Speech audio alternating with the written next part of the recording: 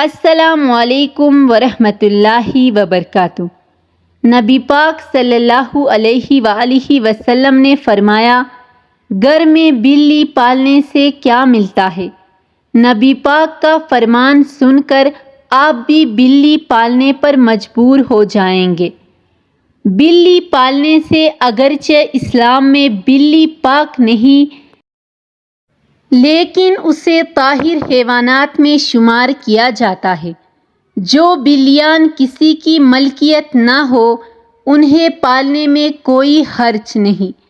رسول کریم صلی اللہ علیہ وآلہ وسلم نے فرمایا، ایک عورت کو بلی کی وجہ سے عذاب دیا گیا۔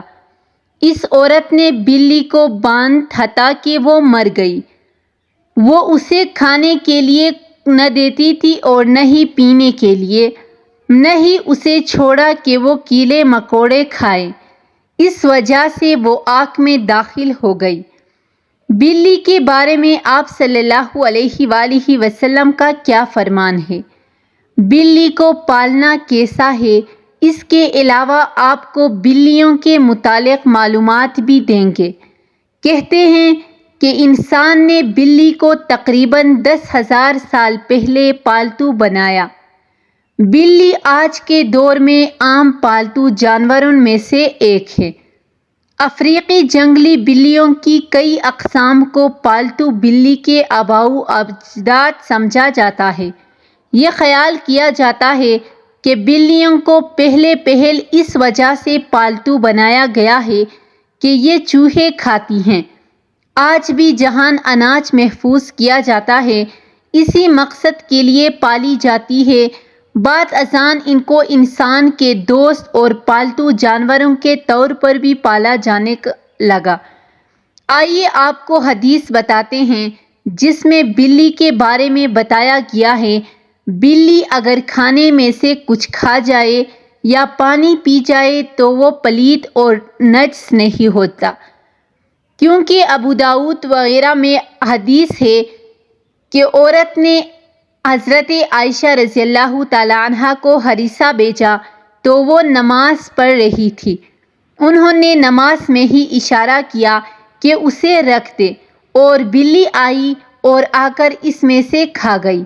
عائشہ نے نماز کے بعد اس جگہ سے ہریسہ کھایا جہاں سے بلی نے کھایا۔ حضور صلی اللہ علیہ وآلہ وسلم کا فرمان ہے کہ یہ بلی پلید اور نجس نہیں، بلکہ یہ تو تم پر آنے جانے والیاں ہیں۔ میں نے رسول اللہ صلی اللہ علیہ وآلہ وسلم کو بلی کے بچے ہوئے پانی سے وضو کرتے ہوئے دیکھا۔ امام بخاری ایک روایت نقل کی ہے۔ کشبہ بن کعب بن مالک کی حدیث میں ہے کہ ابو قتادہ یہ کشبہ کے سسر ہو، ایک دن کشبہ کے پاس گھر آئے تو اس نے ان کے لیے ایک برتن میں وضو کے لیے پانی ڈالا۔ ایک بلی آئی اور پانی پینا چاہا تو انہوں نے برتن کو بلی کی جانب ٹیڑھا کر دیا تاکہ وہ پی لے۔ کشبہ کہتی ہے تو آپ نے دیکھا کہ میں انہیں دیکھے جا رہی ہوں تو وہ کہنے لگے، میری بھتیجی کیا تم نے اس سے تعجب کر رہی ہو؟ میں نے کہا جی ہاں۔ تو انہوں نے کہا، نبی کریم صلی اللہ علیہ وآلہ وسلم نے فرمایا، یہ نجس نہیں ہے بلکہ یہ تم پر آنے جانے والی ہیں۔ گھر میں بلی پالنے کا سوال، اس بارے میں فقہا کا کہنا ہے کہ گھر میں بلی رکھی جا سکتی ہے۔ بلی موذی جانور نہیں، نہ ہی نجس ہے، بلکہ بلی گھر میں رکھنا فائدہ مند ہے، اسی لیے کہ یہ گھر میں پیدا ہونے والے کیڑے مکوڑے اور سانپ اور چوہے کھا جاتی ہیں، اور نجس اس لیے کہ حدیث میں نبی کریم صلی اللہ علیہ وآلہ وسلم نے اس کے نجس نہ ہونے کا بتا دیا ہے۔ ابو ہریرہ کو یہ نام ہی اس لیے رکھا گیا کہ وہ بلیوں پر رحم کرتے اور انہیں پالتے تھے، حتیٰ کہ وہ اس کنیت کے ساتھ ہی مشہور ہو گئے۔ لوگ ان کا اصل نام ہی بھول گئے، حتیٰ کہ علماء کرام میں ان کے نام پر اختلاف ہوا کہ اس میں 30 کے قریب اقوال ہیں۔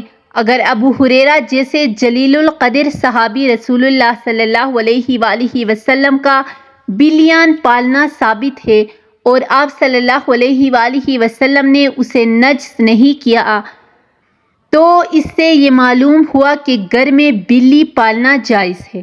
ماہرین کے مطابق بلیوں کو انسانی لنگس بہت پسند ہوتا ہے، اس لیے چاہیے کہ پالتو بلی کو اپنے ساتھ بٹھایا اور سلایا جائے۔ یہ نہ صرف آپ کی بلی کو خوش کرے گا بلکہ آپ کو ڈپریشن سے بھی نجات دلائے گا، لہٰذا آپ بلی کو اپنا ڈپریشن کم کرنے کے لیے بھی پال سکتے ہیں۔ اگر میری ویڈیو اچھی لگی ہو تو اس چینل کو سبسکرائب کرنا مت بھولیے گا۔